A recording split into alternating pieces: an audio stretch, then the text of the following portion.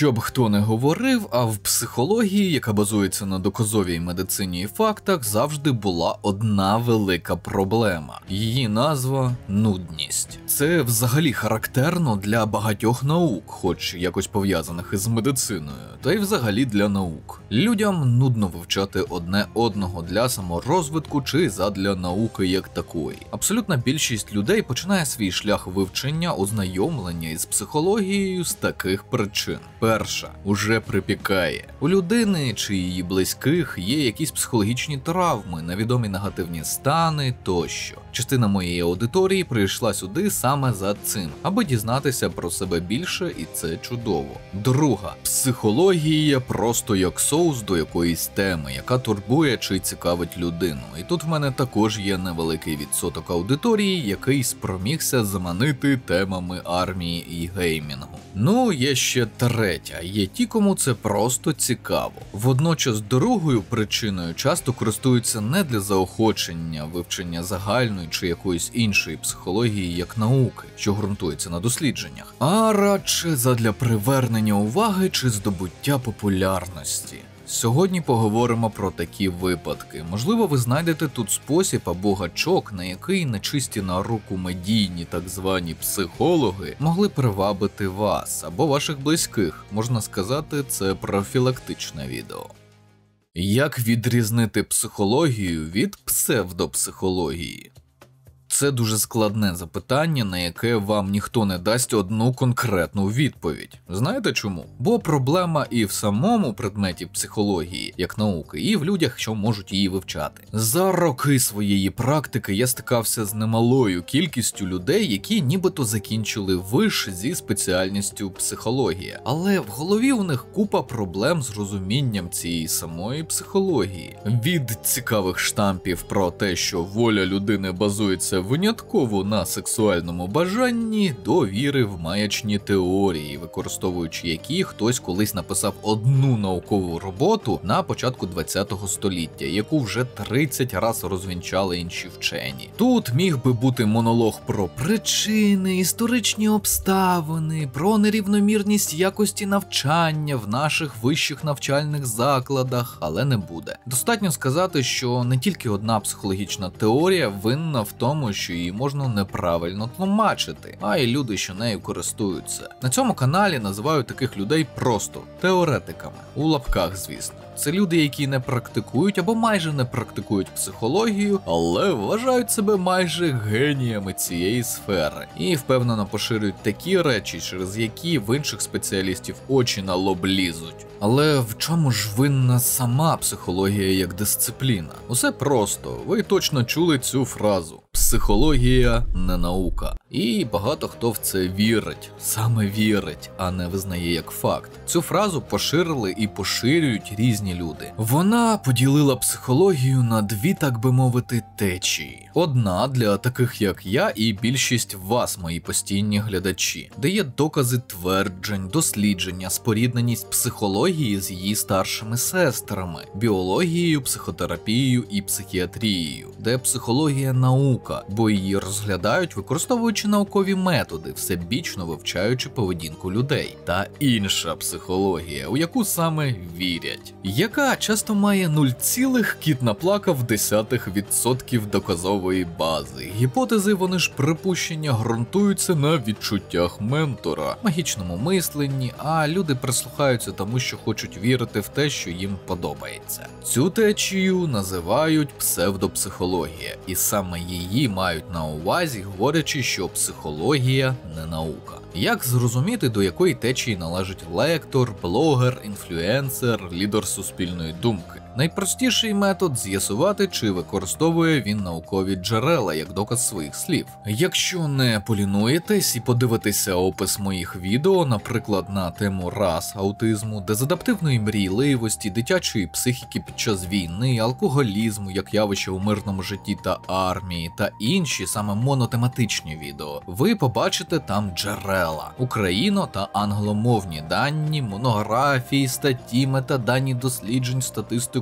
тощо. Не під усіма відео таке є, бо, по-перше, іноді просто не вистачає часу, а по-друге, не всі відео безпосередньо пов'язані з психологією. Є просто мої думки на тему про ігри, наприклад. Є теми сучасної війни, мало досліджені в наших реаліях. Бо, і ви це знаєте, усі війни схожі, і при тому всі війни різні. І військова психологія теж набуває своїх незначних особливостей. Але навіть тоді мої вислови ґрунтуються на базі досвіду служби в армії, реабілітаційної роботи з ветеранами війни, чіткому теоретичному фундаменті вивчення військової психології кафедри вищого навчального закладу. Водночас, зазвичай, у псевдопсихологів джерел або немає, або вони дуже сумнівні. Наприклад, багато псевдопсихологів орієнтуються на одну або серію книжок якогось одного автора. Це можуть бути книги якогось фріка, що розказує, наприклад, про телегонію як науковий факт. Цю книгу псевдопсихолог виставляє як джерело світової мудрості, як найважливішу книгу з психології взагалі, яка зробила його тим, ким він є. І саме на таких джерелах ґрунтується вся його риторика. Ще смішніше, коли цю книгу написав сам гуру, тобто джерело знань лектора винятково його власна книга. Такий собі уроборос марнославства. Але це не все. Якби вони просто поширювали свої так звані інноваційні ідеї, їх би ніхто не слухав. Ну, точно не так активно, як це відбувається зараз. Щоразу у таких людей є гачок, пікантна спеція, секретний інгредієнт, який дозволяє привабити людей, які не хочуть нічого знати про нудну психологію. Це може бути щось одне або декілька, залежно від інтелекту і шахрайських здібностей автора. І саме про них зараз і поговоримо. Ненудна психологія. Секретна приправа. Будемо розглядати у довільному порядку. Насправді ні. Те, що мене бісить найбільше, буде першим. Напевно, те, що привабить абсолютну більшість людей, незалежно від статі, віку, досвіду, це тема кохання у його широкому значенні. Психологія стосунків та інтимних відносин. Психологія сексу. Звучить непогано, так? Красиво. Чому мене це тригерить? Не тому, що вважаю, що це якісь непотрібні теми. Ні, вони дуже потрібні. Але буває так, що подібні теми використовують як каталізатор для власної розкрутки в тому ж Тіктоку. Ну, бо секс завжди все продає. Щось типу, дивіться у цьому 3-хвилинному відео, як правильно будувати стосунки. Чисто Дом 2 якийсь. Господи, допоможи. Люди взагалі без будь-якої освіти в цій сфері скромно додають в свій профіль «працюю в сфері психології стосунків», «працюю з парами чи подружжям», притому не маючи для цього знань чи додаткової освіти. Коли хлопець по-справжньому закоханий, він буде вести себе як дитина. Але коли по-справжньому закохана жінка, то вона буде вести себе як мама.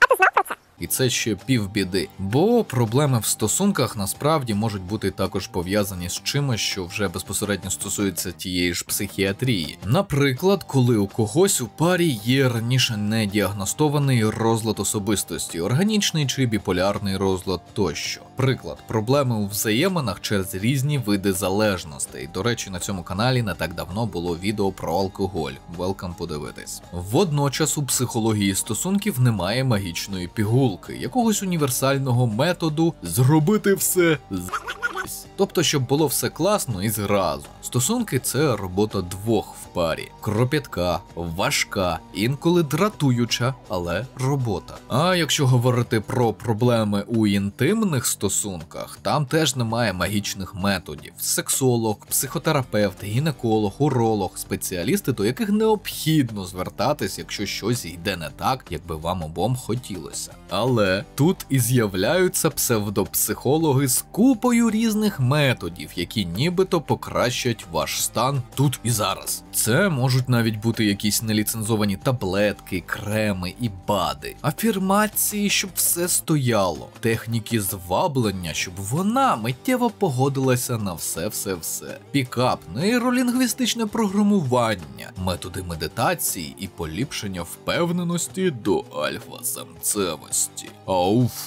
І це ще навіть не езотерика, кабалістика і астропсихологія. Так, вони всі також спекулюють темами стосунків і сексу. Проста універсальна теза. Будь-яке розв'язання будь-якої проблеми потребує зусиль насамперед з вашого боку. і використання методів, які підтверджені доказами об'єктивної реальності. Усе інше або плацебо, або шахрайство. На жаль. Друга тема, яка відповідає за підпалення моєї дупи, це успішний успіх. Робив про це декілька відео. Нещодавній синдром бідності доволі ґрунтовно висвітлює цю тему, принаймні на мою думку. Але вона також має популярну підтему альфа-самцевості і субкультури довкола неї. Вас дивує популярність російського продукту слово пацана в нашому інфопросторі? Тоді от вам одна з відповідей, чому він хайповий. На наших теренах останні років 20, якщо не більше, безліч поширювали тематику АОЄ, альфа-самцевості, пікапу, самореалізації чоловіка через приниження інших. Вигадані історії від зека до мільйонера, романтика бандитизму, популярність поганих хлопців серед дівчат тощо. Це призвело до романтизації рольової моделі самовпевненого, неосвіченого і агресивного індивіда. Подають це з додатковим мотивом. Альфа-чоловік сильніше і розумніше всіх жінок та інших бета-гамма-омега чоловіків, тому може нахабністю і агресивністю завоювати своє місце під сонцем. Проблема цієї концепції лише в одному. Вона не для Homo sapiens, а для тварин не таких розумних. Притому навіть сам популяризатор цього терміна, автор книги «Політика у шимпанзе», розвінчує цей міф. Якщо дуже спрощувати, альфа-самець – це не 100% агресивний і сильний, чи має якісь стереотипні якості з драки. Він може бути й доволі приємною для інших, доброю особиною, для своєї групи, звісно. Альфа – це статус, а не характер чи темперамент, чи ще щось. Це як звання старшого офіцера в армії, командира підрозділу в ієрархії групи. Дуже спрощуючи, йому підкоряються через авторитет, а не лише одну силу. Якщо буде цікаво, колись зможемо зробити про це більш докладне відео. Тому всі ці курси альфа-самця – маячня, яка працює до першого випадку конфлікту з більш впливовою людиною чи людиною зі зброєю, навіть якщо в опонента теж вона є, спортсменом чи поліцейським. Паразитування відбувається здебільшого на молоді, 14-25 років. Ну, тому що на них це діє. Ще немає достатнього життєвого досвіду протистояти цьому. Є прагнення бути крутим і мати легкі гроші. До цього додайте нове старе «Не будь рабом, а будь мужиком» нових гуру типу Ендрю Тейта. I've had enough of this. This punishment stuff is going to stop. You're not gonna tell me what I'm gonna do and not do? I am now the alpha. That's not how this works. I am the teacher. The alpha takes priority over the teacher. The alpha takes priority over everything. Do you not know how that works? The teacher is telling the alpha to sit in this seat right now. And the alpha doesn't have to listen to orders from its lower. Well, you don't have to listen, but the consequences that follow are going to still apply to the alpha. The alpha doesn't take punishment. Let's see how well that works out for you, okay? Теж, але вже з іншого боку, феміністичні психологи та інші різні ймення, як вони себе називають. Часто це більше схоже на протестний рух, але вони вигадують до біса різних типу наукових фактів, які насправді не зовсім факти. We as women need to check ourselves, to deprogram the misogyny and patriarchy from our own brains. Even the most woke woman needs to do this. Кваліфікована жінка-психолог може спокійно зрозуміти психологічні проблеми чоловіка і навпаки, винятки, коли жінка чи чоловік зазнали сексуального насильства, або ж коли з різних причин люди хочуть виключно психолога конкретної статі, притому не завжди своєї. Часто це не про фемінізм, а про особливості психологічної травми. Ну і так, спочатку феміністична психологія існувала передусім як течія, яка дозволила фокусуватися не на дослідженні чоловічої психології, а дослідженні жіночої, і завдяки якій жінки захищали свої права. Ну а зараз фактично певна частина цієї сфери сприяє грантоїдству, коли типу феміністичний блогер покладається на західні гранти з назвою «Просування фемінізму у країнах третього світу». це доволі принизливо і створює враження, що ми якісь люди з дикого лісу, хоча в нас у культурі жінки відігравали ті самі ролі, що і в інших європейських країнах. Поки не прийшли болотяні жителі зі своєю імперією, а потім настав комунізм. От княгиня Ольга, наприклад, перша в історії людства застосувала ФПВ-дрони,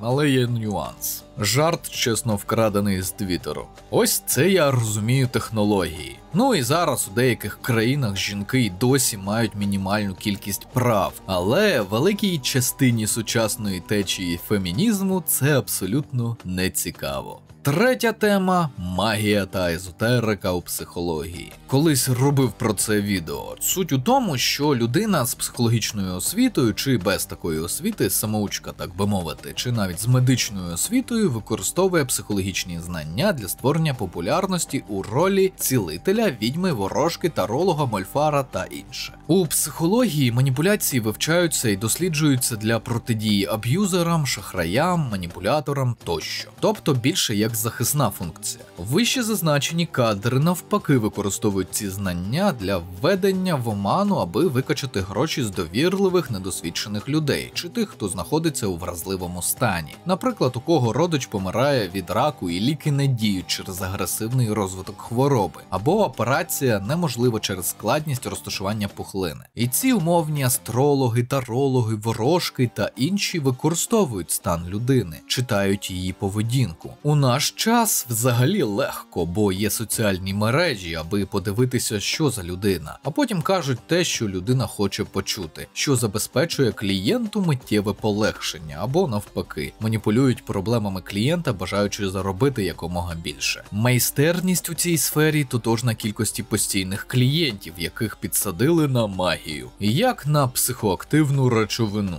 Будь-який адекватний психолог такого робити не буде. Тому мені подобається, коли на подібні теми злітаються такі в лапках спеціалісти і починають усім доводити, що вони непогані. І це все наклеп, а вони тільки допомагають людям. Вони знають, що частина їхніх клієнтів після того, як дізнається про такі маніпуляції, не буде до них ходити. Четверта тема – харизматичні балаболи. Тут популярні self-made man чи woman, тобто той, хто створив себе і свій успіх сам наполегливою працею. Починалося все гарно. Люди різних професій і спеціальностей, які досягли реальних висот, популяризували свій метод, свою справу, розказували про свій шлях. І тут важливо – здоровий метод. Приклад, будь ласка, Арнольд Шварценеггер дуже сильно популяризував спорт і фітнес серед молоді і людей середнього віку в США та у всьому світі. Своїм прикладом показав, що спортсмен може бути не лише спортсменом і досягати успіху в різних сферах. У його випадку як актор, і це незважаючи на відсутність на старті зв'язків, грошей та жахливий для американців акцент.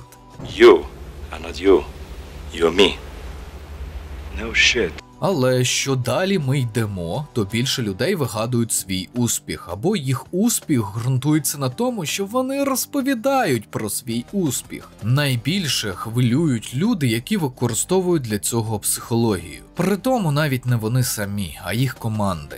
Найчастіше за кожним успішним балагуром, який позиціонує себе як гарний психолог із революційними чи найбільш професійними методиками, але буває і без освіти лол, стоїть команда найманих фахівців, маркетологів, радників, які допомагають створити його образ, сценарії і модель поведінки в кадрі. По суті, це цілий проект, у який вкладають багато зусиль, іноді десятки людей, які шарять за психологію та маніпуляції, сценарії, риторику, рекламу, монтаж та інше. Той же Динамо Неділя, який дійсно втратив частину своєї популярності, втратив її не через інститут репутації, як багато хто думає, а тому, що у нього змінилася його команда, співведучий і закадрові спеціалісти. П'ята тема, напевно, для багатьох контроверсійна. Це глобально популяризатори психології. Проблема з цією темою одна. Часто це роблять люди, які не мають вищої психологічної освіти та або зовсім не мають практики у цій сфері. Вони спираються виключно на теорію. Попроси такого спеціаліста надати першу психологічну допомогу людині після того, як вона пережила надзвичайну ситуацію, такий не буде знати, що робити. А це не так складно, це можуть зробити й інші спеціалісти, які мають необхідні навички і знання. Що можна казати про розрізнення і перенаправлення до інших фахівців, наприклад, людей із розладами особистості? Іноді навіть можуть не відрізнити депресивний стан від астенії. Знання термінології і теорії – це чудово, але рекламувати себе як класного спеціаліста, не маючи необхідної практики, така собі ідея. І, звісно, ці 5 узагальнюючих тем – лише частина багатьох методів викачування грошей у недосвідчених громадян чи використання їх для інших цілей.